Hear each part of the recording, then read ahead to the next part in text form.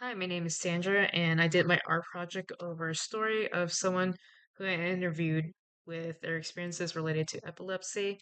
In this drawing, the character portrays some classical symptoms and signs of the condition. In the beginning scene, the character begins feeling stiff, which is often seen in the hands, and they progressively start to contort in a way it looks like he's playing the guitar. And as the scene continues, the character loses control of his body and shapes into a fetal position, and it felt like he was being possessed by something.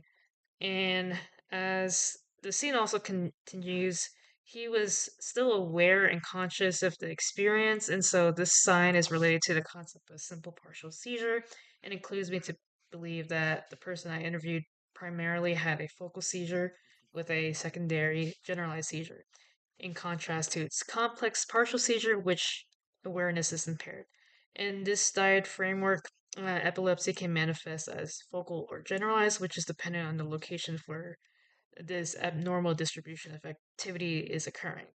And so, with these tonic-clonic movements, it's derived from the neurological concept of excessive electrical activity in the brain, and this disruption to excitatory and inhibitory nerve receptors such as glutamate and GABA uh, contribute to this abnormal activity. Alongside this, the character experiences a sensory overload where it felt like he was traversing into his deep consciousness and an out of body experience. Besides this, the surrounding sounds uh, became to be amplified to the point it was synchronizing with his heartbeat, which was picking up in speed.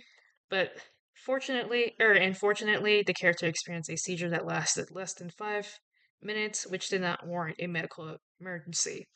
At the end of the illustration, the character wakes up in a cold sweat and begins to reflect on his experiences.